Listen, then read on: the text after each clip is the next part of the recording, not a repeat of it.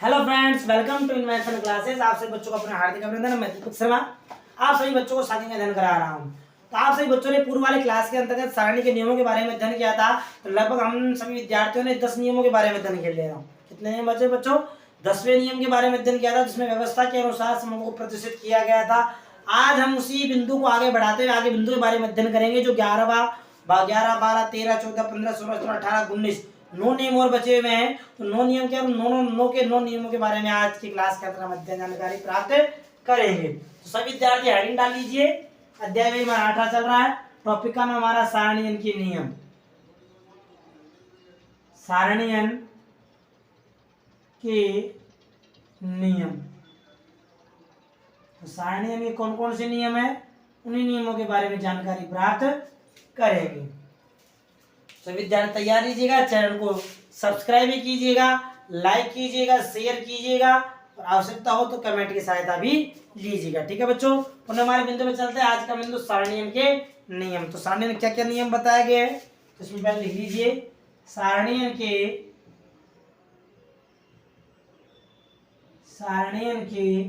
निम्नलिखित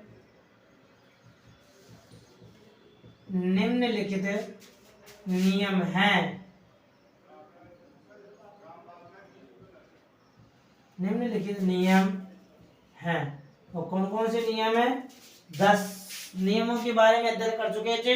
10वां जो नियम बताया गया था, महत्व के अनुसार मदद व्यवस्था था। 11वें नियम के बारे में आज अध्ययन करेंगे।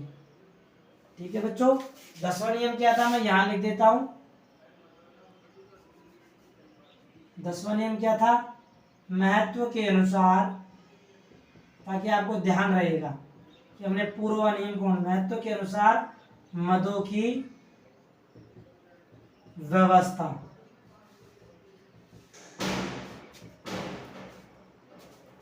इसके बाद 11वें नियम के बारे में अध्ययन करेंगे। तो 11वां नियम क्या है?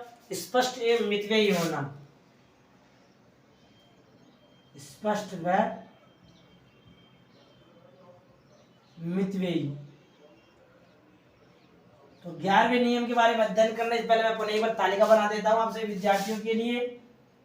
तालिका याद तो होगी आपको सारणीयन की। यहाँ क्या आती है बच्चों? सारणी, संख्या, बहुत अच्छी बात। यहाँ सारणी का शीर्षक आ जाएगा, जो भी आपका शीर्षक होगा। ठीक है बच्चों, यहाँ आपका सारणी का शीर्षक हो जाएगा। सारणी शीर्षक होने के बाद ये आपकी सारणी बन जाएगी। यहाँ आपकी ये तो आपकी पंक्ति कहलाएगी। पंक्ति के अंतर्गत जो ये बने हुए भाग होंगे, ये आप सभी विद्यार्थी उपशीर्षक कहलाएंगे।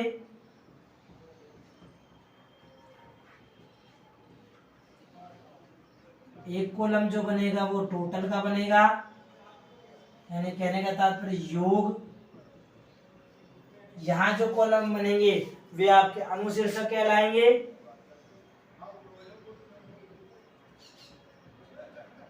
क्या कहलाएंगे बच्चों? अनुशीर्षक। यहाँ बनने वाले अनुशीर्षक हो जाएंगे, एक अनुशीर्षक या 2 अनुशीर्षक, जो भी आपके होंगे। ठीक है बच्चों, अंतिम जो कॉलम बनकर आएगा, वो भरकर आपके सामने जो प्रस्तुत होगा वह कौन सा होगा, वो भी देखो। ये लाइनें डार्क हो ही जाएगी। ये मैंने आपको पूर्व के नियमों के अंदर बता दिया है कि कौन सी लाइनें डार्क होगी और किनका टोटल बराबर आना चाहिए, ताकि आपको ज्ञात हो जाए। ये जो भाग बना हुआ है ये हमारा मुख्य भाग हो जाएगा सारणी का, और नीचे जो यहाँ हो जाएगा ये हमारा योग हो जाएगा, जो यहाँ आ जाएगा। ठीक है बच्चों, ये तो याद होगा आप सभी को। यहाँ क्या लिखते हैं?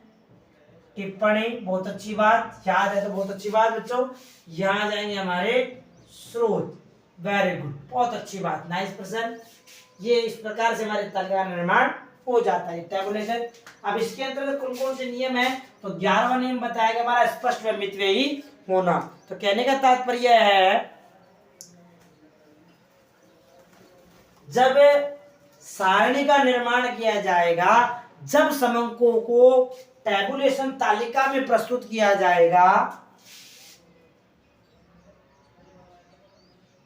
जब समंकों को तालिका में या सारणी में प्रस्तुत किया जाएगा तो उस समय हमें सारणी में लिखे गए समंक या हमारे द्वारा सारणी में लिखे गए समंक स्पष्ट होने चाहिए, कम स्थान घेरने चाहिए, अधिक एक्सपेंसेस करने वाले भी नहीं। आपने जो सूचना एकत्र की गई है उसमें आपका अधिक एक्सपेंस नहीं आओ, यानी सारणी आपकी अधिक वित्तव्ययी भी नहीं होनी चाहिए। तो इसमें छोटी सी लाइन लिख लीजिए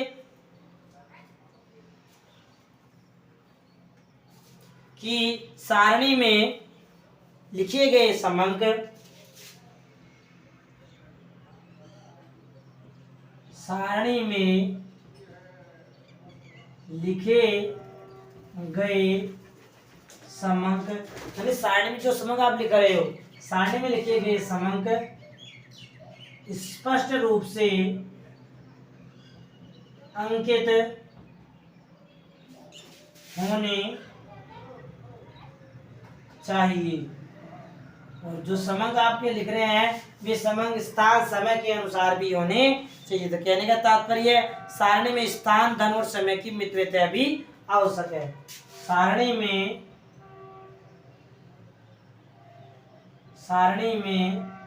स्थान, धन व समय की मितव्ययता भी आवश्यक है। यानी जिस स्थान पर आपको अधिक एक्सपेंस करना है वहां अधिक करना चाहिए, जहाँ कम करना है वहां कम करना है। स्थान के लिए कम वित्तव्ययी होना चाहिए, समय अधिक नहीं लगना चाहिए, उचित होनी चाहिए, व्यवस्थित होनी चाहिए, स्पष्ट होनी चाहिए। ये तो 11वां नियम हो गया। 12वां नियम लिखिए, आकर्षक रूप होना। सामान्य बातें आ रही हैं, ठीक है बच्चों, बता रहा हूं फिर भी ताकि आप सभी को जब आप एग्जाम तो आपको किसी प्रकार की समस्या का सामना नहीं करना पड़े। तो कहने का तात्पर्य सारणी का जो आकार होना चाहिए, जो रेखाएं होनी चाहिए, जो समंक होने चाहिए, रेखाएं, समंक, आकार बिल्कुल स्पष्ट होना चाहिए। तो लिख लीजिए इसमें एक लाइन, सारणी की रेखाएं, आकार, रूप, आकार हो गया, रूप हो गया, शीर्षक हो गया, शीर्षक आदि स्पष्ट रूप से स्पष्ट है। लिखावट भी मान लो, लिखावट भी हो गई, लेख आदि आकर्षक रूप से लिखे होने चाहिए। इफेक्टिव, प्रभाव छोड़ने वाला है, प्रभावशील।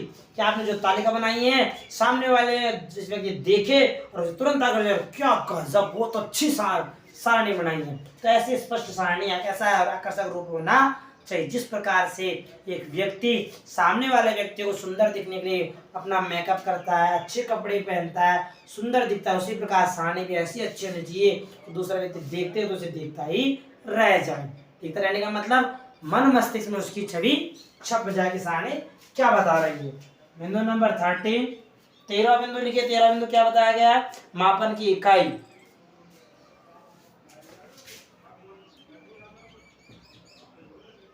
मापन की इकाई से तात्पर्य क्या है कि आपके द्वारा जो तालिका में माप दिए गए हैं, यहाँ जो आप मापन दे रहे हो वो मापन किस रूप में किए गए हैं। किस रूप का मतलब किलोग्राम में किए गए हैं, लीटर में लिए गए हैं, संख्या लाखों में दी गई है, हजारों में दी गई है, टन में दी गई है, सेंटीमीटर में दी गई है, मीटर में दी गई है। तो वे इकाई, मापन की इकाई स्पष्ट रूप से लिखी हुई होनी चाहिए। तो इसमें लिख लीजिए कि सारणी में समंकों की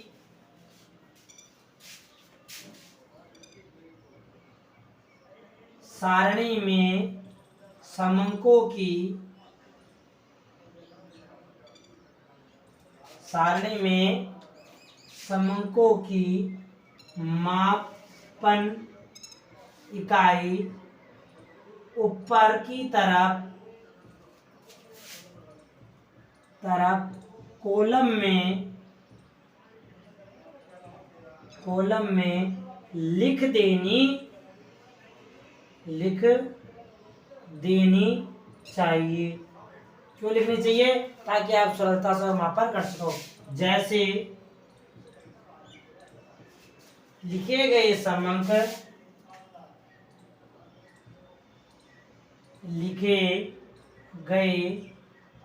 समंक किसमें है? किलोग्राम में, टन में, सेंटीमीटर में, मीटर में, किलोमीटर में दिए गए हैं, लाख में दी गई है संख्याएं, हजार में दी गई हैं आदि। यानी यह रूप ऊपर लिख देना चाहिए कि आपके द्वारा यहाँ पर लिख दो कि ये टन में दी गई है, किलोग्राम में दी गई है, या सेंटीमीटर में दी गई है, या मीटर में दी गई है, या किसमें जिसमें जो भी रूप होगा यहाँ ऊपर की तरफ कॉलम में उन्हें लिख देना चाहिए। इस वाले से में ठीक है बच्चों कि आपके द्वारा लिखे गए जो भाग है वो किस रूप में दिए गए, तो कॉलम के ऊपर लिख देना चाहिए। तो मापन इकाई 14वां पॉइंट लिखिए। 14वां पॉइंट क्या बताया गया है? सन्निकटन करना। सन्निकट कह दो या सन्निकटन कह दो, ठीक है बच्चों, दोनों एक ही रूप है, या तो सन्निकट या सन्निकटन। सन्निकटन या सन्निकट क्या होता है? मैंने आपको पूर्व वाले लगभग चौथे चैप्टर में या थर्ड चैप्टर के अध्ययन जब हमने किया था तो उसमें बताया था कि संख्याओं को छोटी या याद रखने योग्य बनाने के लिए समंकों का सन्निकटन किया जाता है। समझ आ गया? सन्निकटन क्यों किया जाता है? संख्याओं को छोटी बनाने के लिए और संख्याओं को या समंकों को याद रखने के लिए संख्याओं का सन्निकटन रूप प्रस्तुत किया जाता है। तो इसमें लिख लीजिए, सारणी में लिखी गई संख्याएं बड़ी होने पर उन्हें सन्निकटन या निकटतम बिंदु, ऐसे कह सकते हैं, उन्हें सन्निकट या निकटतम बिंदु में परिवर्तित करके लिखना चाहिए।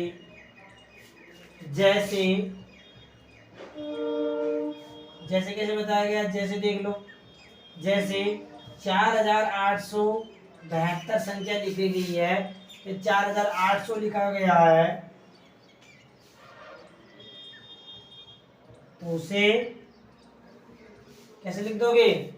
यहाँ लिख दो, ऊपर कॉलम बना दिया और कॉलम में लिख दिया यहाँ हजार में,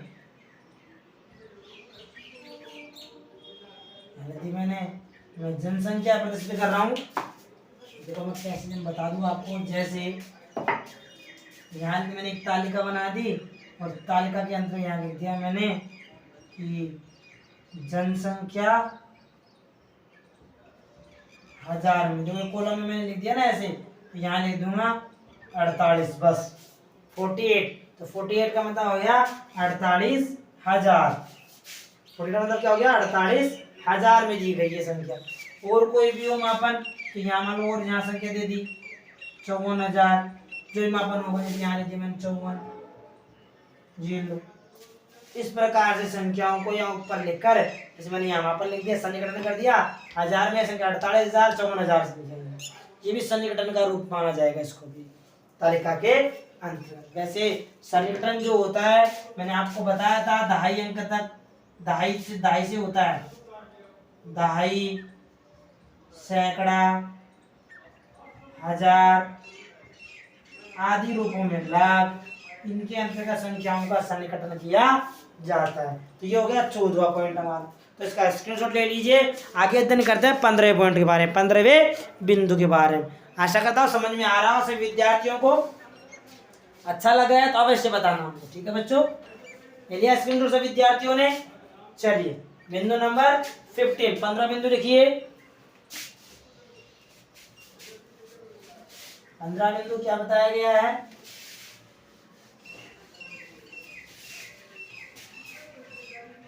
संख्याओं का क्रम। नंबर 15 संख्या क्रम।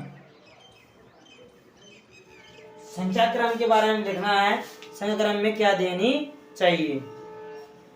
जैसे मैंने आपको यहाँ अभी बताया, संख्याएं व्यवस्थित लिखी होनी चाहिए। व्यवस्थित तात्पर्य है इकाई के नीचे इकाई, दहाई के नीचे दहाई, सैकड़े के नीचे सैकड़ा, हजार के नीचे हजार, ताकि उनका मापन फटाक से चुटकियों में हो सके। तो लिख लीजिए संख्याओं का क्रम,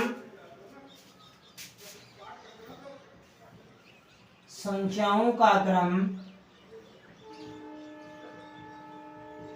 संख्याओं का क्रम व्यवस्थित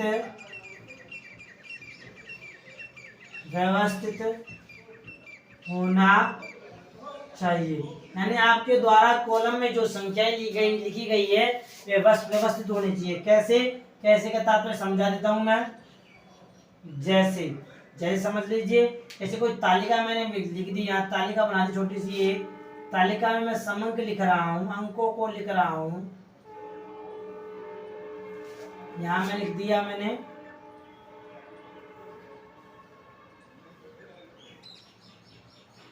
4 5 6 8 7 1 2 3 6 9 4 1 1 1 3 4 5 2 1 3 4 7 8 1 5 1 1 6 1 1 7 7 1। इस प्रकार से कैसे कहने का तात्पर्य देख लीजिए। कैसे कहने का तात्पर्य यह है, इकाई के नीचे इकाई वाली संख्या, दहाई के नीचे दहाई वाली संख्या, सैकड़े के नीचे सैकड़े वाली संख्या। नहीं है तो कोई यहाँ जगह खाली छूट जाएगी। इकाई के नीचे इकाई, दहाई के नीचे दहाई, सैकड़े के नीचे यहाँ कोई संख्या नहीं है तो खाली छोड़ दिया, सैकड़े के नीचे सैकड़े। तो कहने तब व्यवस्थित होनी चाहिए इकाई दहाई सैकड़ा हजार के अनुरूप। लिख देता हूं मैं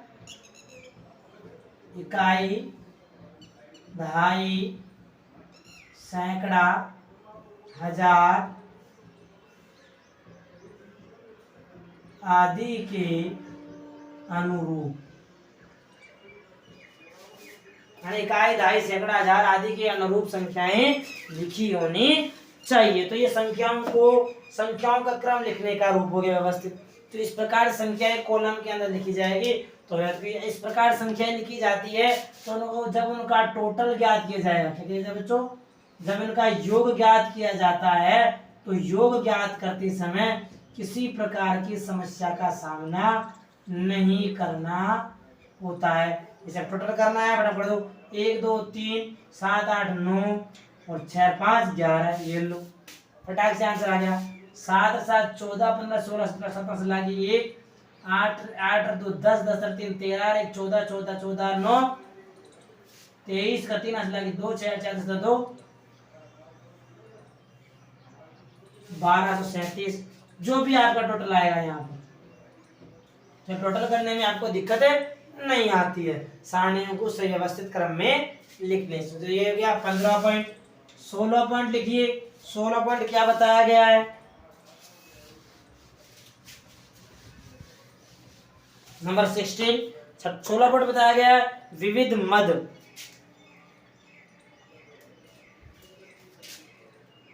कौन सा है? विविध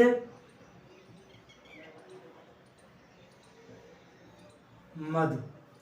कहने का तात्पर्य ये हो गया, जब आप मदों को संख्याओं को यहाँ शीर्षक उपशीर्षक में लिख रहे हो तो जिस शीर्षक में जिस बिंदु के बारे में मद पूछी जा रही है उसी मद को उस कॉलम में लिखा जाएगा, अन्य किसी मद को नहीं लिखा जाएगा। अन्य कोई मद होगी तो उसका अलग से एक कॉलम बनाया जाएगा और उस विविध मद के नाम से उस कॉलम के अंतर्गत उन मदों को व्यवस्थित लिखा जाएगा। तो कहने का तात्पर्य है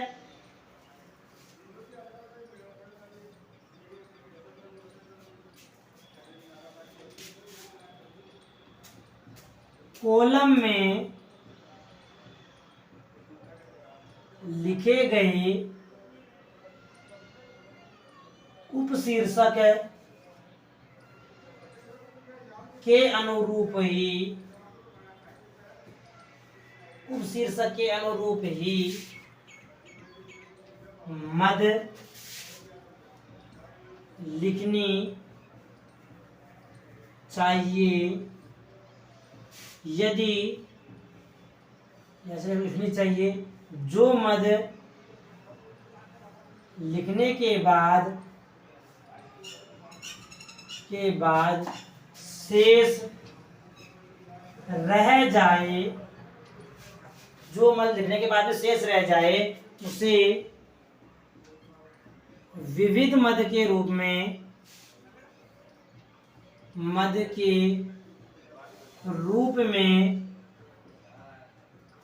कॉलम में लिखना चाहिए। ठीक है, ये 16 पॉइंट हो गया। 17 पॉइंट लिखिए। 17 पॉइंट क्या बताया गया है हमारा? 17 पॉइंट हमारा अप्राप्य।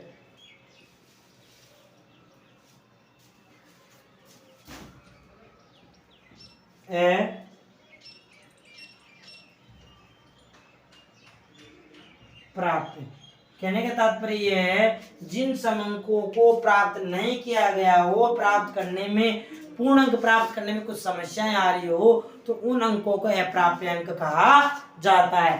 अप्राप्य अंकों के लिए कहा गया है, देखिए, जिस अवधि में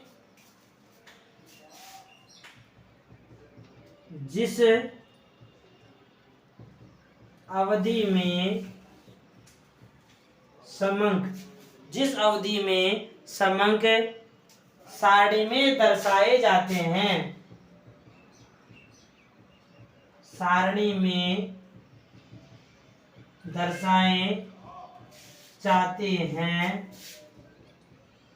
उनमें से कुछ अंक जो बच जाते हैं।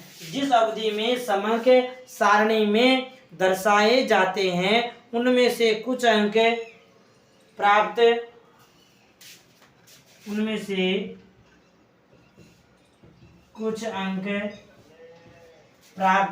नहीं हो पाते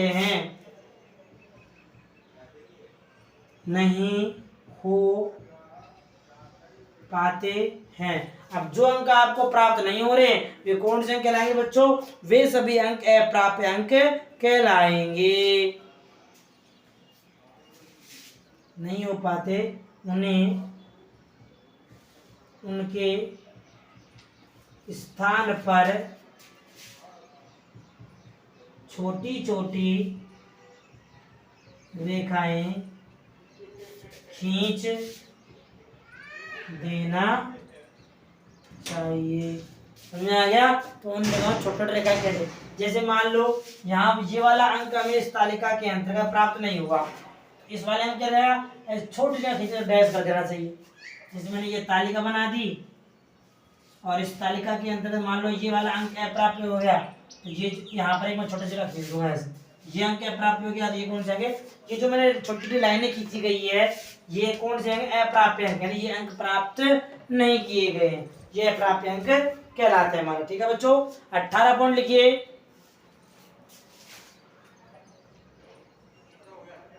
विभिन्न संकेतों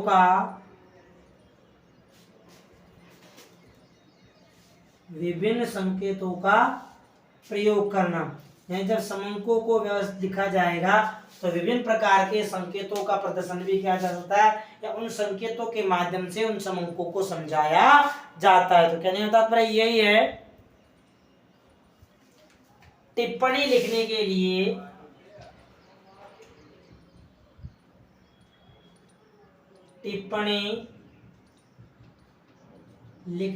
लिए विभिन्न प्रकार के विभिन्न प्रकार के संकेतों, विभिन्न प्रकार के संकेत इसके लिए कौन से होंगे बच्चों? इसके लिए संकेत होंगे पॉजिटिव वाले, नेगेटिव वाले, जो भी होंगे। विभिन्न प्रकार के संकेतों का प्रयोग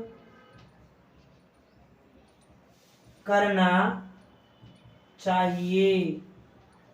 यानी टिप्पणी जब आप लिखोगे तो टिप्पणी के संकेतों के माध्यम से ये बता सकते हो कि ये जो संकेत या धनात्मक संख्याएं हैं, ऋणात्मक अंक है, क्या है, उनके संकेतों के माध्यम से प्रदर्शित कर सकते हो। 18 पॉइंट हो गए। अंतिम 19वां पॉइंट और बचा है, तो उसको भी लिख लीजिए। तो उसको लिखने के लिए सबसे पहले ऐसा क्या ले लीजिए बच्चों? स्क्रीन शॉट ले लीजिए, ताकि आप 19 पॉइंट के अंतिम बिंदु के बारे में भी जानकारी प्राप्त कर सको, कौन से नियम होना आवश्यक है। ले लिया स्क्रीन शॉट, बहुत अच्छी बात है। अंतिम बिंदु 19, इसके पूरे नियम हो जाएंगे आज हमारे। ये बिंदु हमारा खत्म हो जाएगा नियमों से संबंधित। देखिए अंतिम बिंदु अन्य 19,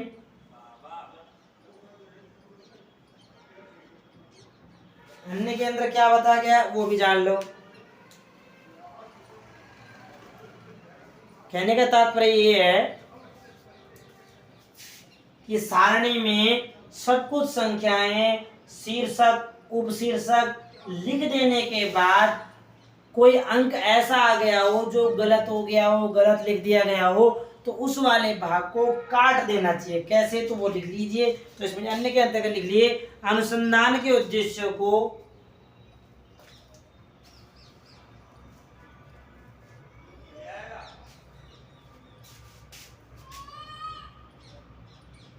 ऐसे लिख लो, सारणी में प्रस्तुत समंकों को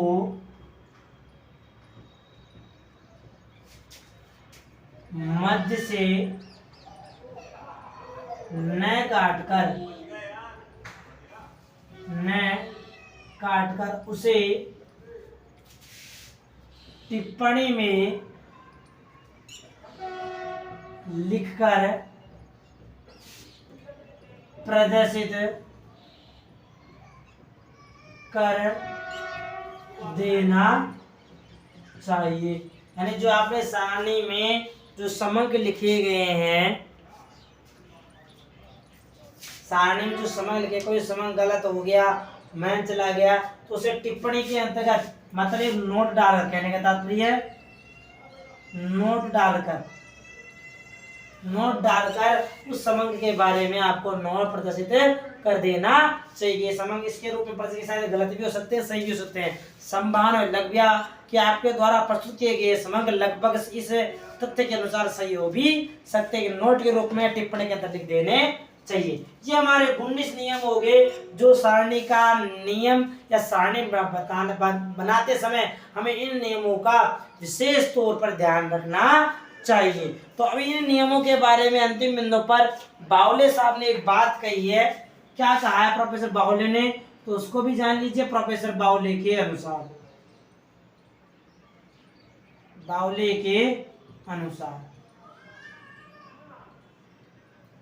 प्रोफेसर बावले ने नियमों के बारे में क्या कहा तो लिख लीजिए।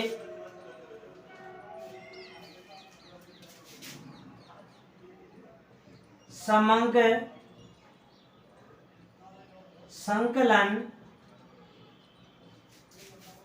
संकलन तथा सारणियन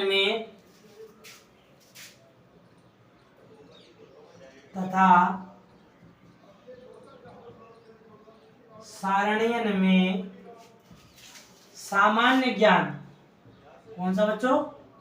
समंक संकलन तथा सारणियन में सामान्य जो ज्ञान, जो जनरल ज्ञान लिया जा रहा है, उसके बारे में बताया गया है कि जो आपके द्वारा समंक प्रस्तुत किए गए हैं, उन समंकों का संकलन जो सारणियन किया गया है, समंकों का संकलन और सारणियन किया गया है। समंकों का संकलन और सारणियन में सामान्य ज्ञान ही प्रमुख आवश्यकता है। सामान्य ज्ञान ही प्रमुख आवश्यकता है तथा जो अनुभव जो होता है उनको उस अनुभव को प्रमुख शिक्षक कहा गया है और अनुभव प्रमुख शिक्षक है और अनुभव प्रमुख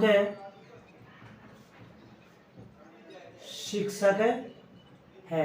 बहुत अच्छी बात कही गई है प्रोफेसर बावले ने।